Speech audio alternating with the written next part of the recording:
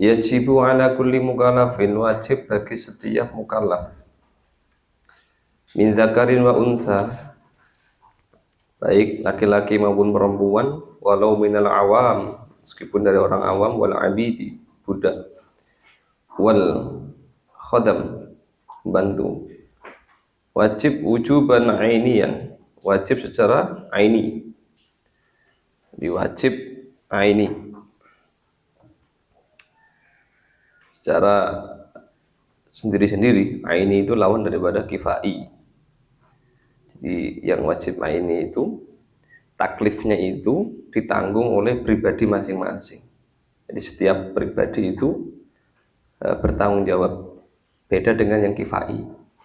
Kifai itu idza qama al-ba'du saqata 'anil akhar. Apabila sebagian telah menunaikan, gugur dari yang lain. Seperti perawatan jenazah itu, mulai menyolati, mengkafani, memandikan, memakamkan, itu wajib kifai. Satu, ada yang menunaikan, sudah, yang lain gugur. Tapi kalau tidak ada satupun, dosa semua. Nah, kalau wujub aini, contohnya seperti sholat ya waktu, itu wujub aini. Jadi wajib bagi setiap mukallaf. Mukallaf niku ya satu, akil, orang yang berakal, balik, sudah berakal, sudah balik, memiliki akal. Kemudian salimul hawas, selamat panca inderanya. Tulis itu nggak ada di kitab ini. Jadi minimal dia itu nggak boleh ya buta ya tuli, itu nggak mungkin ya. Sejak kecil buta dan tuli, itu bagaimana dia mau menerima ilmu, bagaimana dia mau mendengar adanya Islam? Tidak ada, ya buta ya tuli. Tapi kalau hanya tuli, dia masih melihat, berarti masih mukallaf dia itu. Tapi kalau atau sebaliknya, dia itu buta tapi nggak tuli, nggak bisa mendengar, nah, masih bisa itu mendengar ada Kanjeng Nabi, ada kewajiban ini, kewajiban itu. Tapi kalau double, ya buta ya tuli, nggak mungkin dia, nggak mungkin bisa bicara, betul? Ya buta ya tuli, bisa bicara nggak? Tidak mungkin, karena nggak ada yang, alatnya itu nggak ada, untuk masuk itu nggak ada. Nggak bisa. Kemudian wabalagatuhu dakwah, sampai kepadanya dakwah. Jadi ada orang yang hidup di pedalaman, seumur hidup tuh tidak pernah tahu adanya agama Islam, dilahirkan di pedalaman. Ya bagaimana dia mau iman, bagaimana dia mau sholat, ya nggak wajib bagi mereka itu. Berarti mereka itu tidak mukallaf, tidak mukallaf. Atau anak kecil, nanti tadi kan harusnya sudah balik, anak kecil itu ya nggak mukallaf. Anak kecil tidak ada kewajiban anak kecil sholat ataupun ini yang nanti masalah akidah juga enggak, belum. Majnun, orang gila, nah itu tidak mukallaf.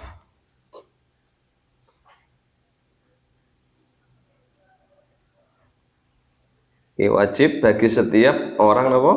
Mukallaf. Tadi udah jelas itu, mukallaf itu seperti itu. 4 minimal itu 4, yaitu satu apa nih, harus balik, akil, salimul hawas, dan balagatuhu dakwah, sampai kepadanya dakwah Nabi. Apa yang wajib bagi mukallaf, setiap mukallaf, baik laki-laki, perempuan, orang awam, budak, ayya'rifa apa ayya'rifa ing apa ayya'rifa nyento ngerti sapa mukallaf ma ing perkara yajib kang wajib fi haqihi, bagi Allah. Jadi sifat-sifat wajibnya Allah dia harus tahu. Wa ma yastahilu wa ma yajuzu, apa yang mustahil dan apa yang penang, jaiz.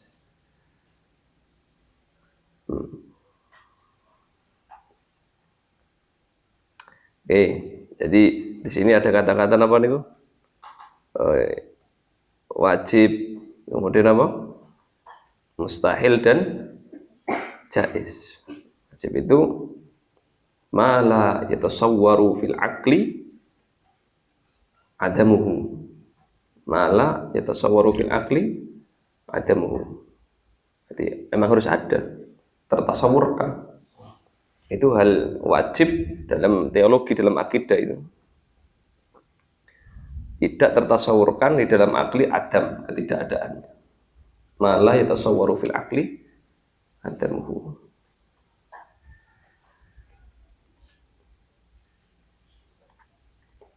Wajib itu ada dua. Wajib nazari sama wajib badihi. Badihi itu doruri sama aja.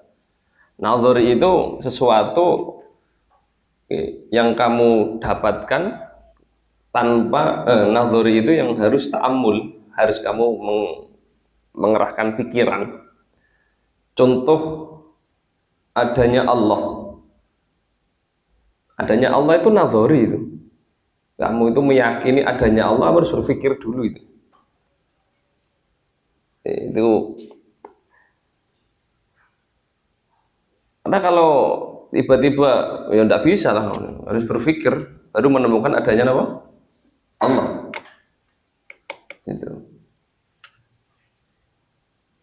Termasuk 1 tambah 1 2 atau 2 kali 2 4. Hitungan-hitungan yang sederhana itu termasuk wajib yang badihi. Tadi ulangi dari badihi atau nadhari saya bilangnya? Nadhari itu harus ta'ammul. Nadhari itu harus ta'ammul. Contoh seperti hitungan-hitungan yang ruwet, 100 bagi berapa, ketemunya berapa. Nah, itu untuk menemukan kesimpulan itu kan harus berpikir itu. Oke. Lah, untuk yang badihi termasuk tadi adanya Allah, kamu meyakini adanya Allah itu butuh mikir enggak? Butuh mikir. Bagaimana? Al-alam hadis wa kullu hadisin lahu muhdis. Kesimpulannya al-alam lahu muhdis. Alam ada pencipta.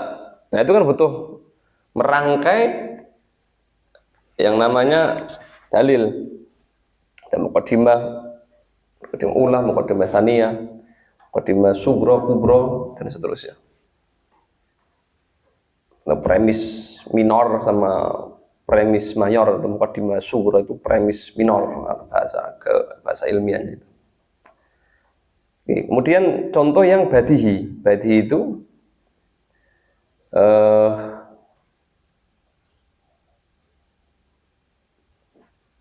setiap benda itu bertahayuz. Ya, setiap benda itu bertahayuz. Jadi mengambil ruangan. Ya, contoh ini gelas. Gelas ini pasti dia itu mengambil ruangan kosong di sini itu. Jadi sesuatu yang telah ditempati oleh gelas ini nggak mungkin ditempati oleh Quran ini. Ini nggak bisa mengambil ruangannya gelas ini. Ini tidak tahayus, kamu nggak perlu berpikir dalam, sudah. Oh iya, tahayus itu. Ini, tahayus itu mengambilnya suatu zat materi, jirim, ada ruangan kosong. Meskipun mungkin bahasanya kurang tepat lah, tapi kira-kira gitu. Oke, ini tahayus. Atau seperti hitungan 1 dibagi 2 masih setengah, atau dibagi 2 setengah. Itu hitung-hitungan yang simpel. Itu kan nggak perlu mikir 6, 1 tambah 1 berapa? Perlu mikir dah itu. Nah, untuk sampai ke kesimpulan itu nggak perlu berpikir 6. Itu namanya apa? Wajib yang badihi. Wajib yang badihi. Tanpa ta'amul, tanpa tafakur.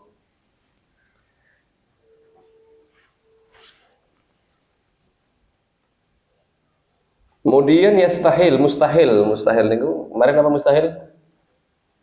Ma la yatasawwaru fil aqli. Mustahil. Wujudnya nggak mungkin. Tidak mungkin tertasawurkan ada wujudnya. Ini namanya mustahil. Gitu. Contohnya apa? Mustahil itu ada dua nih. Mustahil, mustahil nazari sama badihi, sama aja tadi. Nazari itu yang butuh berpikir. Tentu tidak adanya Allah, Allah tidak bersifat wajib, Allah tidak bersifat wujud, Allah tidak bersifat punya ilmu dan sebagainya lah ini. Nah, itu perlu berpikir itu. Nah, ini mustahil. Nazari, nazari.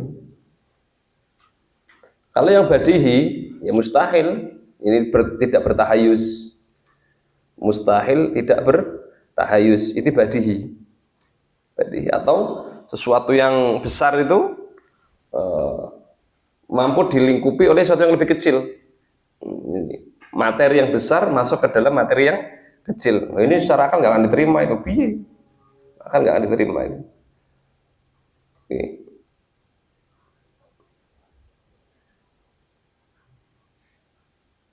Jaiz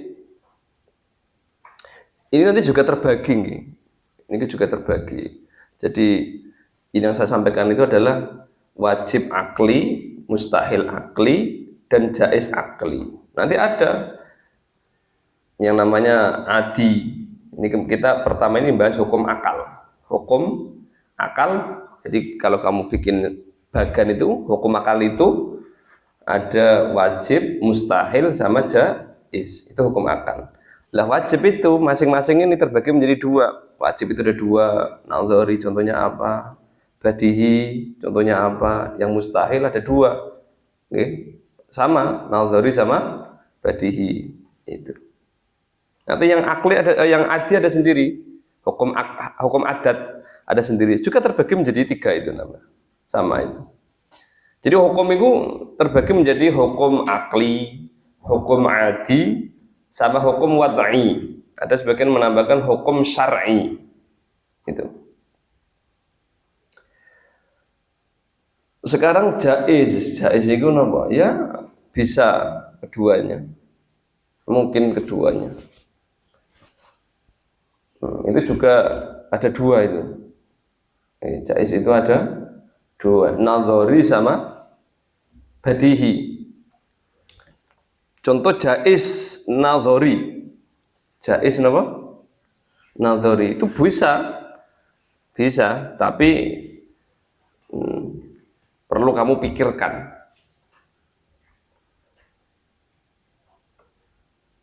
Kenapa contohnya ini? Jaiz nazari. Ya, sifatnya Allah, sifat jaiznya Allah itu.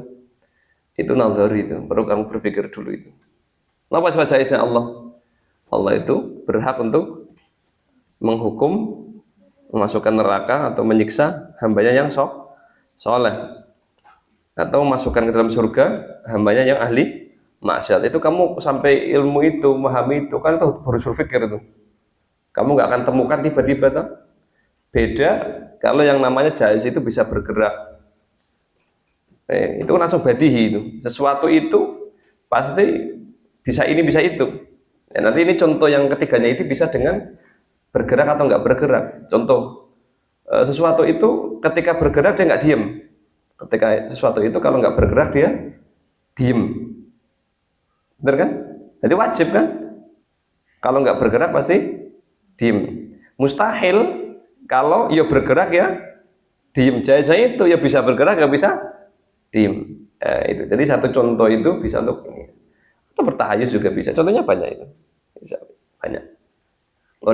Terus ya besok bagannya sudah ada, data siapin, sudah punya bagan itu lebih mudah nanti itu.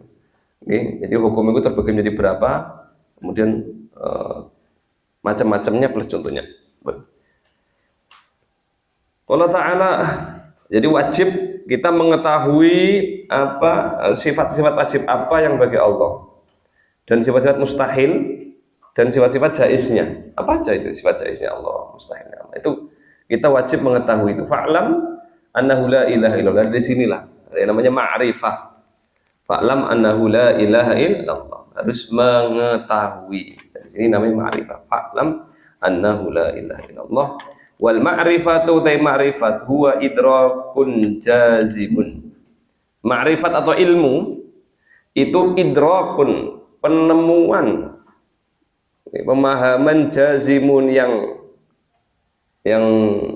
diyakini sepenuhnya. Jazim itu diyakini sepenuhnya, yang kokoh keyakinannya. Bihaitsu sekiranya laisa mahu taraddudun, ya, tidak ada keraguan, muwafiqun lima fil waqi', berdasarkan sesuai dengan fakta, sesuai dengan fakta, nasy'un an dalil, berdasarkan bukti atau burhan,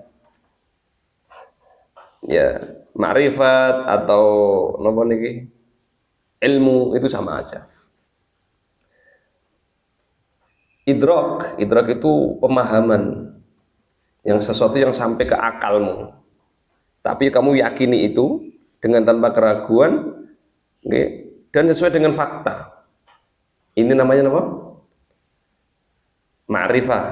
Namanya apa? Ma'rifah atau ilmu.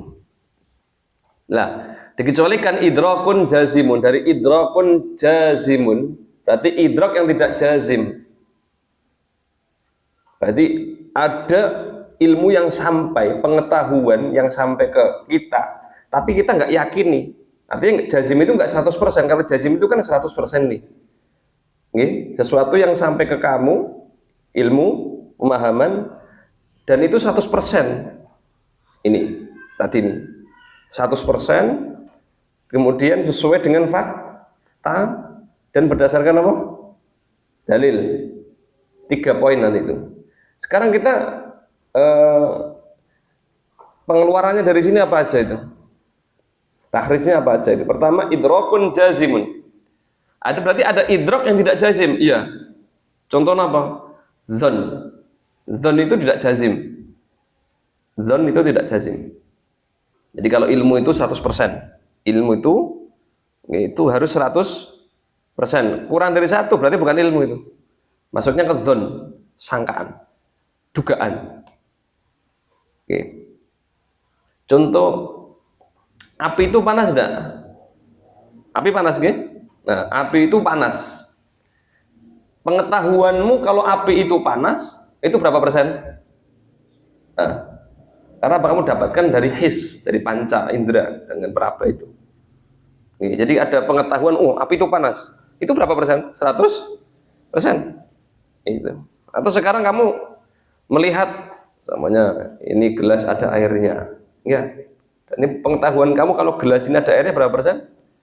1%. Lah ini namanya ilmu. Idrakun jazim. Berarti kamu tuh meyakini sepenuhnya kalau di sini ada gelas. Itu idrakun jazimun. Lah, nanti kalau kurang dari 100 itu namanya dzon, dugaan.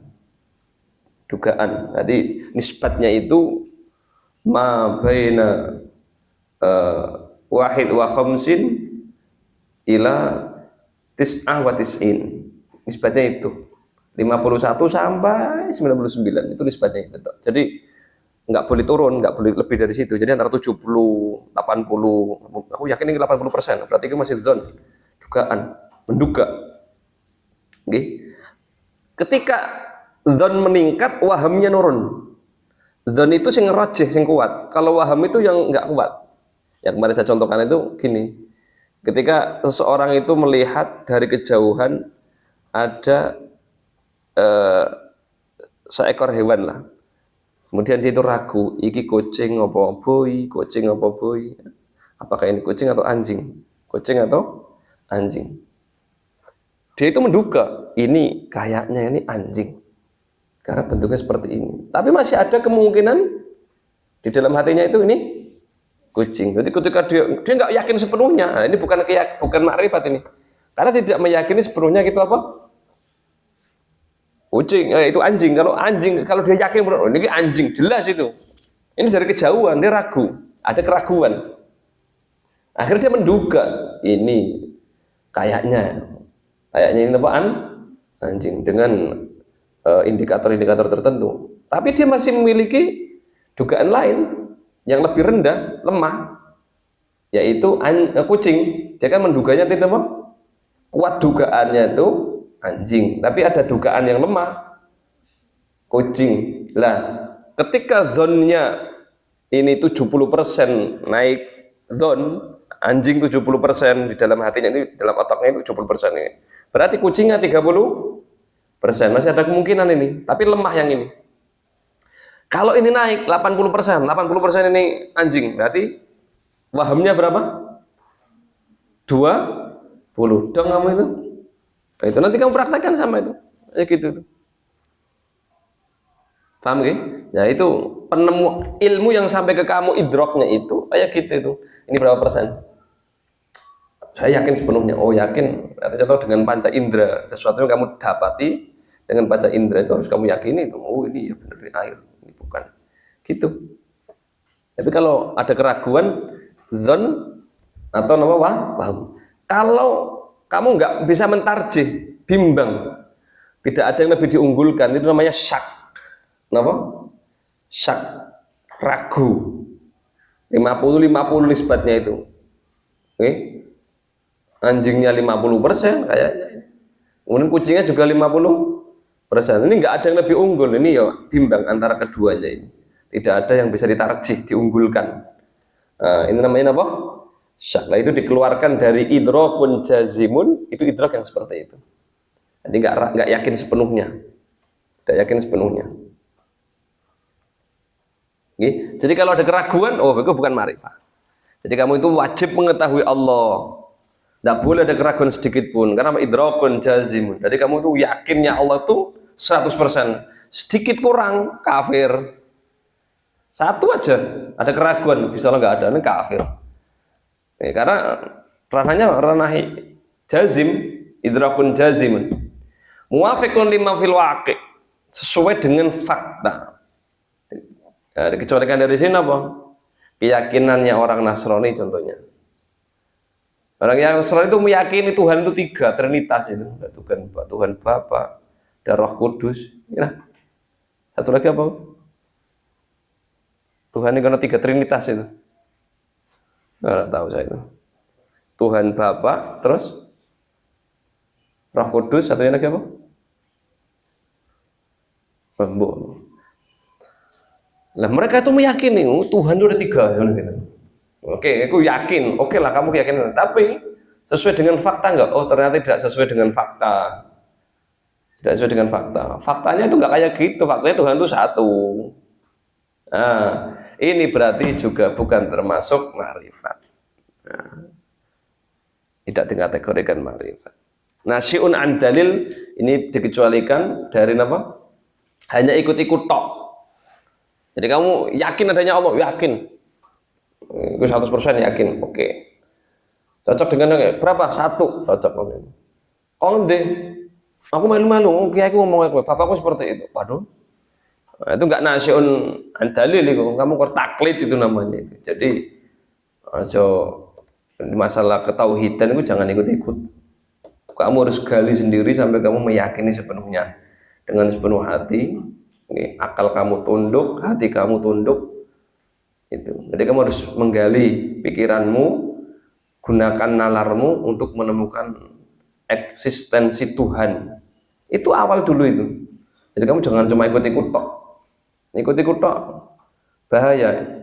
Imannya orang muqallid yang hanya ikut-ikut itu yang ala sing rojih itu aman.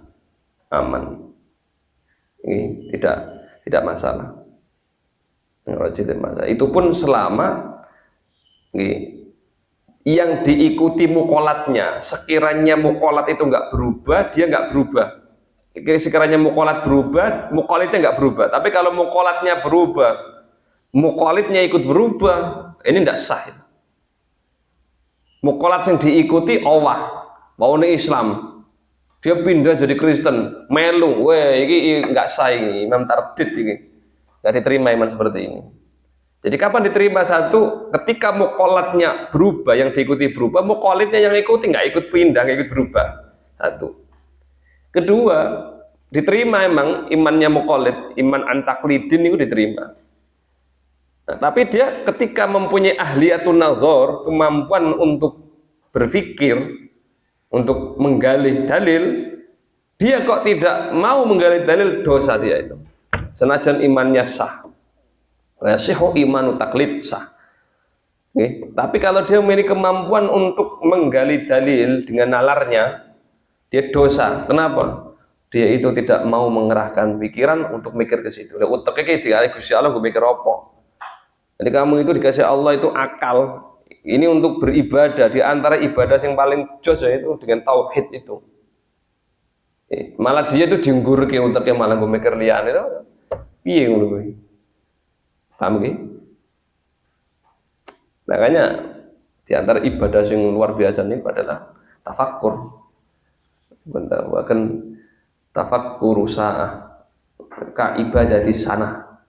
Berpikir sesaat itu seperti ibadah setahun. Tafakkur. Mentadaburi keesaan Allah sampai akhirnya muncul di dalam hati Allah itu maha kuasa. Loh, sesaat itu tuh seperti ibadah setahun. Dalam riwayat yang lain dia disebutkan tafakkuru sa'atin khairun min ibadati sab'ina sana. Tafakkur sesaat itu lebih baik daripada ibadah 70 tahun. Ya. Kenapa? Dia menggunakan akal. Nalarnya dipakai. Paham ya? Jadi saya minta ojo melu-melu. Bapakku Islam, aku melu Islam. Ini akal digunakan. Bener kamu Islam itu bener. Kenapa enggak agama yang lain yang bener ini? Allah itu ada. Bener tak ada? Kamu cari itu. Makanya harus kritis.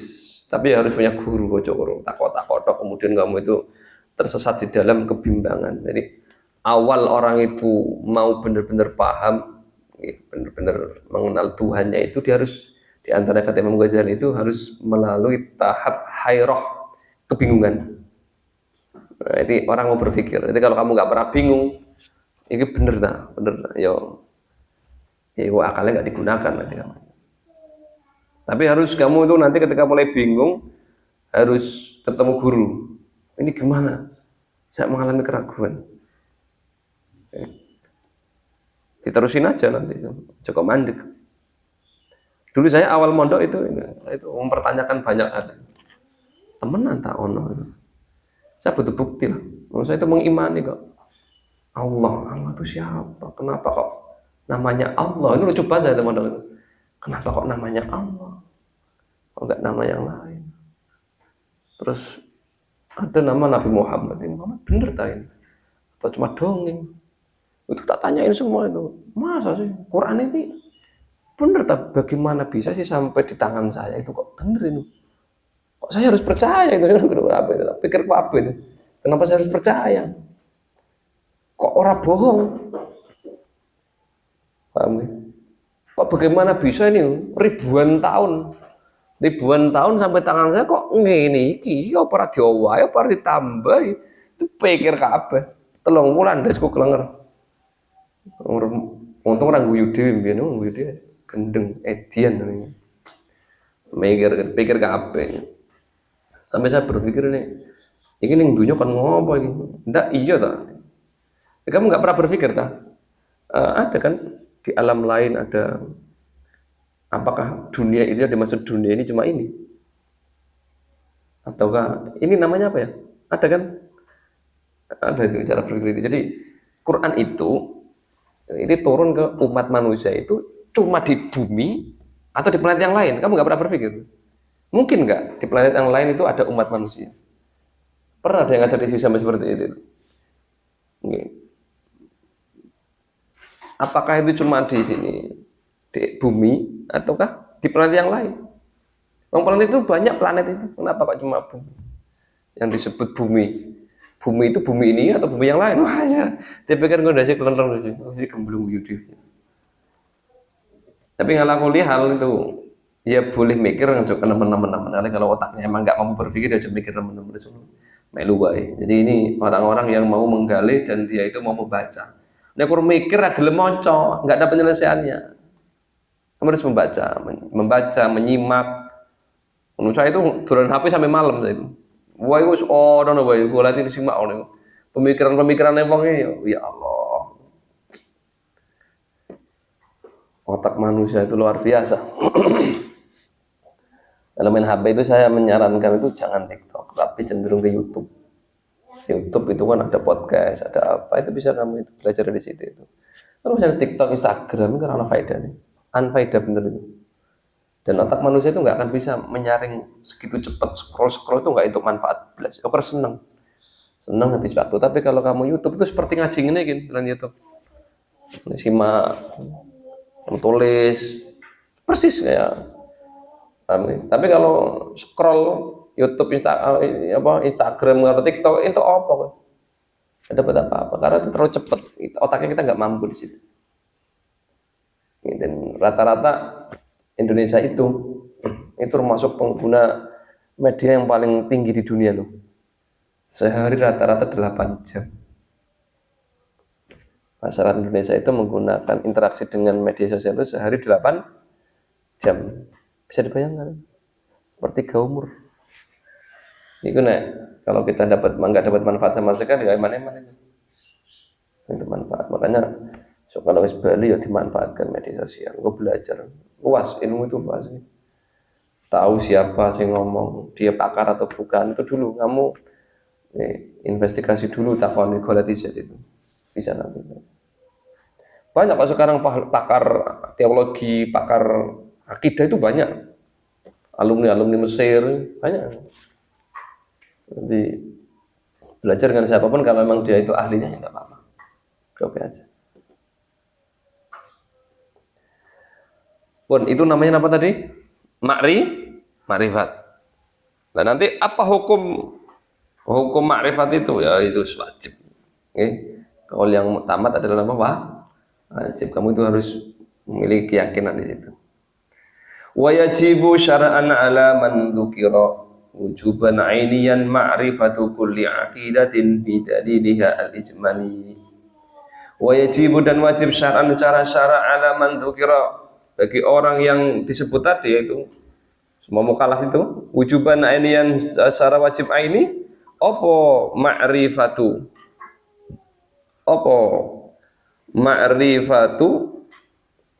kulli aqidatin mengetahui semua akidah bidaliliha al-ijmali dengan dalilnya yang ijmali. Jadi dalil itu ada dua, dalil ijmali sama dalil tafsili. Wa amma ma'rifatuha bidaliliha at-tafsili fa fardu kifayatin.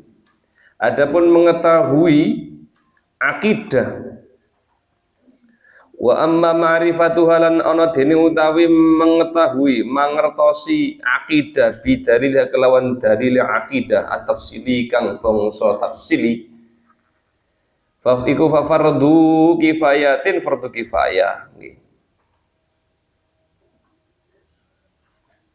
Nanti di sini ada nih dalil tafsili, dalil ijmal nanti ada. Dalil tafsili itu mengetahui secara detailnya, bisa untuk bantahan, bisa untuk radhu syubhah. Jadi kalau ada orang yang bertanya ini, dia bisa menyelesaikan itu dalil tafsir. Kalau ijmali orang global, ijmali itu dalil global. Nanti percontohnya ada. Fayajibu maka wajib ala ahli kulli nahiyatin atas ahli atau penduduk setiap daerah, setiap desa. Ya syukul wusulu yang angel sampai minha darinya ila ghairi kepada daerah yang lain apa ayakuna fihim nyento ono iku fihim ing di dalam ahli kulli nahiyah fihim itu ahli kulli nahiyah ayakuna fihim apa atau sapa man ya'rifu wong kang mengerteni orang yang mengetahui dalil mengetahui akidah itu kemudian akidah bidalil tafsili dengan dalil tafsir. Jadi setiap desa sekiranya itu desa itu rada angel untuk keluar masuk itu aksesnya susah pada daerah yang lain, maka dia supaya enggak terlalu kangelen ono penduduk desa sing takok itu satu desa itu harus ono wong alim yang dia itu mengetahui dalil akidah secara tafsili, secara detail. Perinci, tafsir itu perinci. Li'annahu rubbama tarat fihim syubhatun faitawa. Li'annahu sebab rubbama barangkali tarat akan datang fihim kepada ahlu kulinahiyah apa syubhatun syubhat. Fayat fauha maka dia orang alim itu bisa menolaknya, menolak syubhat. Syubhat itu keraguan, okay? Sesuatu masalah pelik yang bisa menimbulkan keraguan itu namanya syubhat. Masalah okay, yang bisa nggawe wong ragu. Wa dalilul ijmali huwa al-ma'juz an tafsirihi wa taf'i syubahi. Sedangkan dalil ijmali yaitu yang tidak mampu atau lemah dari mentafsirkan, menjabarkan dan menolak syubhatnya.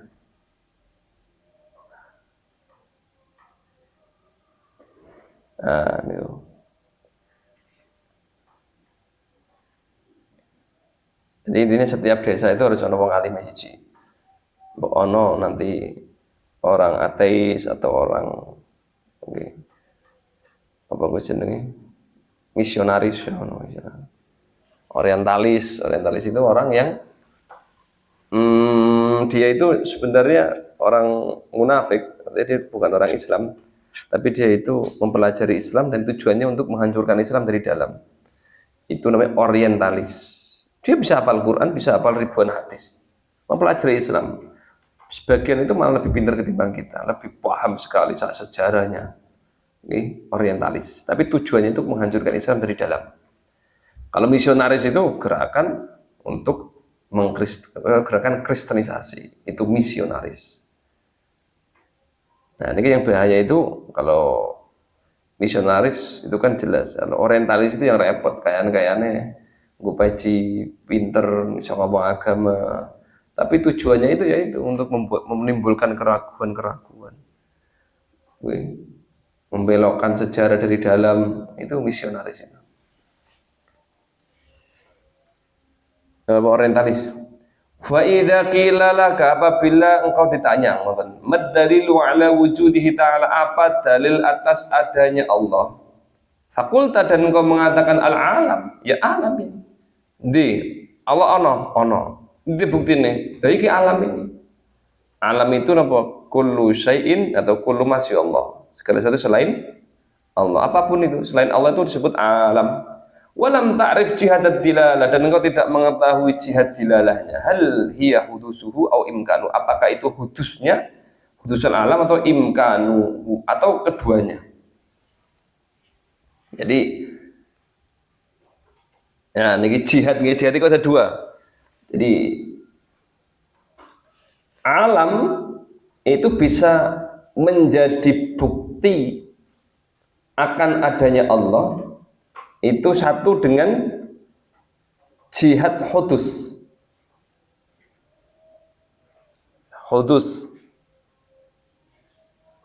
Bagaimana caranya? Contohnya gini, permudah saja. Jadi alam ini, alam contohnya lah yo makhluk. Ini baru atau lama, hadis atau qadim. Hadis kan? Hadis itu artinya dulunya tidak ada kemudian ada. Dulunya tidak ada kemudian ada. Betul? Jadi hadis itu sesuatu yang dulunya tidak ada kemudian menjadi apa? Ada. Jadi al-alam hadis. Alam itu hadis. Artinya apa? Dulunya tidak ada kemudian menjadi ada. Wa kullu hadisin lahu muhdis. Ya pasti nih. Setiap hadis itu bukan perkara baru, tapi lebih tepatnya, lebih enaknya itu adalah perkara yang dulunya tidak ada menjadi ada. Jadi segala sesuatu yang tadinya tidak ada kemudian ada, pasti ada yang mengadakan. Betul lah? Betul kan? Segala sesuatu yang tadinya tidak ada kemudian menjadi ada, ini pasti ada yang mengadakan. Nah, kemudian kesimpulannya alam ini adalah hadis. Lah ini.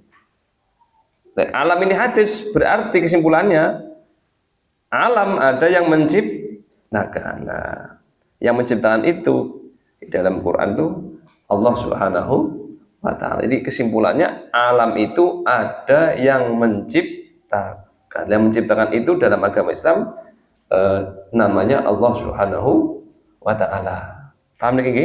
Nah, itu jihad hudus. Kalau jihad imkan gini, sebelum alam ini ada, itu berada di keadaan di mana itu mungkin ada atau mungkin tidak ada. Betul kan? Jadi sederhana itu. Kamu itu sebelum lahir itu kan mengalami dua keadaan. Isa ono, isa ora ono. Seperti timbangan. Ini jihad imkan. Seperti timbangan. Seperti apa? Timbangan. Timbangan itu kan sama itu. Nah, niki sebelum napa niki gelas ini ada, sebelum gelas ini ada, contoh nih adanya gelas itu dari tanggal 10 November lah ini. Jadi sebelum 10 November ini dia itu berada di ketidakadaan, benar kan? Nah, itu mungkin ada dan mungkin tidak ada, itu sama, benar? Kemudian sekarang ada nggak tanggal 10 November? Ada kan? Ada, berarti gini kan? Ada, berarti unggul yang mana? Unggul yang ada. Jadi kan ada, tidak ada, tadinya imbang, kemudian sekarang unggul, ada, gitu kan? Ada. Mungkin enggak? Akal kamu menerima enggak? Kok yang tadinya sama, seimbang antara ada tidak ada, tiba-tiba dengan sendirinya? Mungkin tidak. Kalau dia tiba-tiba ada, berarti ada yang mentarjih, ada yang menguatkan, ada yang mengunggulkan. Paham ya? Lah yang mengunggulkan itu adalah Allah Subhanahu wa Ta'ala. Jadi yang mengeluarkan dia dari ketidakadaan yaitu Allah Subhanahu wa Ta'ala. Paham ya? Kan tidak logis nih timbangan. Wong 50 kok tiba-tiba gini, mungkin enggak? Tidak. Kapan bisa gini? Kalau salah satunya ada yang lebih berat. Paham ya? Nah, itu namanya jihad apa? Imkan. Atau huma digabungin aja. Yo hadis, yo mungkin itu. Paham gak? Nah, kamu itu nggak bisa nerangin sampai situ. Pokok Allah ada. Buktinya apa? Ya ini adanya alam, mandek. Guys, wetok. Lah kepriwe kok iso alam ini menunjukkan adanya Allah? Empu pokoknya dunia ini menunjukkan adanya Allah. Kepriwe? Orang ngerti aku. Lah, itu namanya apa? Namanya dalil ijmali. Au araftaha, atau engkau mengetahuinya walam takdir ala faqih syubhat, atau engkau mengetahui jihadnya tapi engkau tidak bisa nolak syubhat, fahuwa dalilun ijmaliyun, maka itu disebut dengan dalil ijmali, global dok.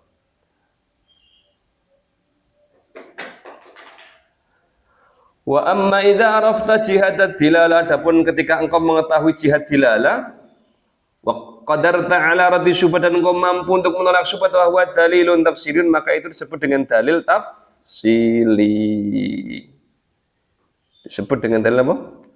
Tafsili. Kamu itu bisa menerangkan tadi itu jihad hudus, jihad imkan, bisa detail itu. Itu disebut dengan apa?